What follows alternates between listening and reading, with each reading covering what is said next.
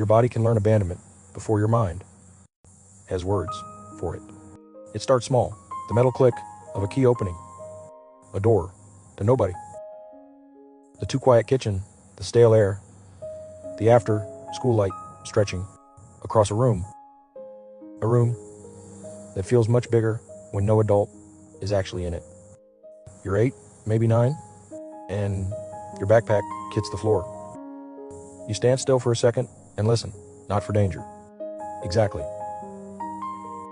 but for proof that someone is there, and you hear absolutely nothing. So your shoulders lock, your stomach tightens, and without deciding to, you simply switch right into management mode. You pour cereal, you climb onto the counter to reach a glass. You keep the noise down, you do not call attention to yourself. You stay quiet even in an empty house. And if something goes wrong, a cut finger or a broken plate, a strange sound outside, you feel the fear first in your body. Heat in the face, a hard pulse in the throat, that sick drop in the gut when you realize there may be no one coming. That kind of solitude doesn't feel noble when you're a child. It feels like learning too early. That comfort is not guaranteed. That being scared is inconvenient. That needing help is a problem. A problem you solve by becoming quieter, faster, more capable than you should be. It shows up later in ways that look almost admirable from the outside. You become the person who can take bad news without blinking.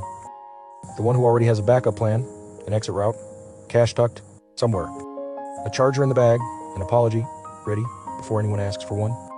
In the moment, people call you mature. They call you reliable. That kind of childhood doesn't just teach responsibility. It teaches immediacy. One sharp tone, one broken glass, one report card, one late arrival. And the consequence lands right now, no conversation, no soft landing. So your nervous system learns to scan ahead before your body even sits down. And then there is the deeper bruise. You were told the world was stable if you just did your part. But you watched adults preach permanence and then split up, lose jobs.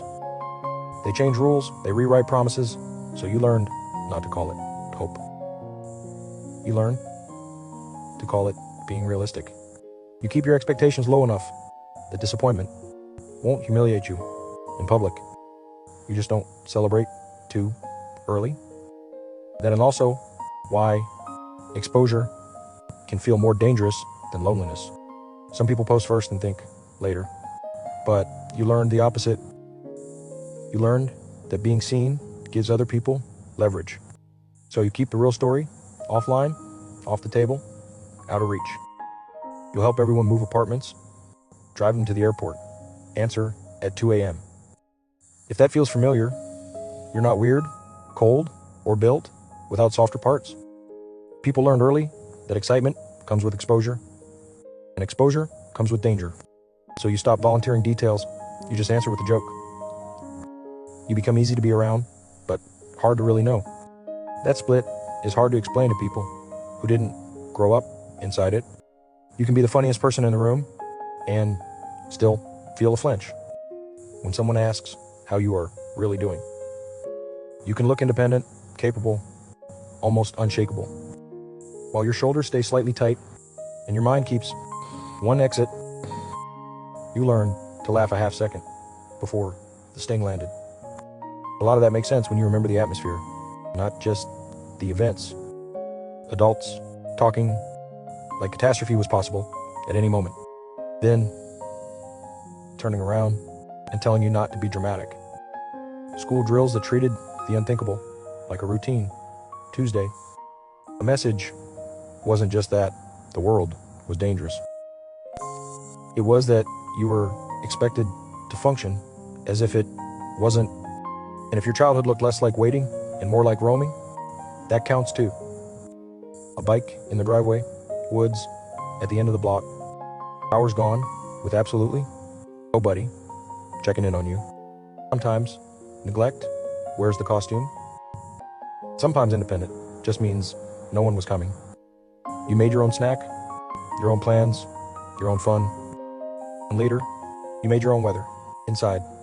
So if being known still feels risky, if asking for help feels heavier than caring too much, if competence became the one thing no one could take from you, you are definitely not the only one. Here is the mechanism underneath it. What looks like strength was often pressure. Repeated so many times, it became identity.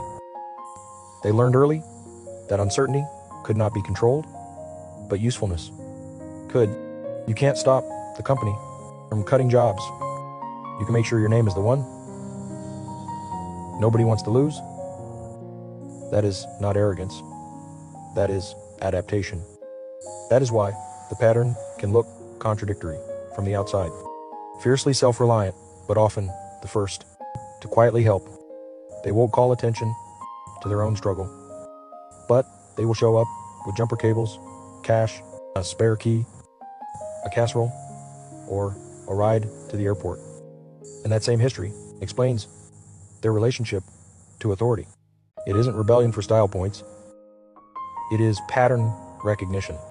When you grow up watching adults with power make reckless decisions and still keep their status, you stop confusing position with competence. A title means very little if the person wearing it can't steer in a crisis. So they tend to respect skill, steadiness, and earned credibility, then layer in the economic shocks.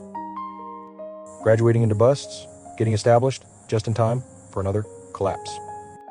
Watching security evaporate more than once. That repeated injury trains the nervous system to spread risk everywhere it can. Multiple income streams, backup plans, extra savings, side work, over-preparing. Not because they were born entrepreneurial, but because life kept teaching the same brutal equation: dependence is dangerous. You stop calling it character and you start treating it like a protocol. Not because you are broken, but because your nervous system learned a very old rule. If I need less, I get hurt less. The problem is that rule doesn't just protect you from disappointment, it also keeps people at arm's length long after the danger is gone. So the defense has to become conscious. Start with one hard boundary. Do not reward people for making you override your body. If your chest tightens when the phone lights up with their name, if your jaw locks before you answer, if you hear yourself saying, "It is fine," while your stomach drops, pause there. That is data, not drama. Your first job is to stop arguing with your own signals. Then, you must make support specific. People with this kind of self-reliance often say they don't need help. And what they really mean is they don't trust vague help. So don't ask for rescue. Ask for something measurable. Can you pick up the prescription? Can you stay on the phone for 10 minutes? Can you read this email before I send it? Small, concrete requests retrain the brain without triggering the old humiliation of dependence. And watch the role you automatically take in every room. The fixer, the calm one. The person with the spare charger, the plan, the emotional mop and bucket. Capability is useful, but it becomes self-erasure when you are only loved for how little you require. Let one text go unanswered for an hour. Let someone else remember the reservation. Let the silence sit there without rushing in to manage it. Because boundary work is not becoming cold. It is recovering jurisdiction over your attention, your labor, your access points. Your time is not public property. Your competence is not an open invitation. Your calm is not proof that nothing is costing you. If this pattern lives in you, I'm curious about your smallest act of rebellion. The first time you asked for help, said no, or didn't fix it for everyone. Here is the part I want to leave you with. The goal is not to become needier, softer, or suddenly public with every wound. The goal is to get your choice back, to know the difference between strength and automatic self-erasure, to notice when you're carrying 3 bags, answering everyone's texts, paying the bill, saying I'm fine, and calling that independence. When your body is already keeping the score in your jaw, your gut, your sleep, you do not have to give up the competence you built in empty rooms. You do not have to apologize for knowing how to survive, how to think, how to handle what lands on your plate. That part of you is real. It helped. It still helps. But it is not the whole of you. And if being unseen once kept you safe, that does not mean invisibility has to remain your permanent address. Maybe this is the quieter promise. You get to be capable without being unreachable, private without being isolated, loyal without becoming the default emergency contact for everyone except yourself. So if this landed somewhere tender, tell me what your version looked like. The empty house, the bike ride till dark, the injury you hid, the way you still struggle to be seen.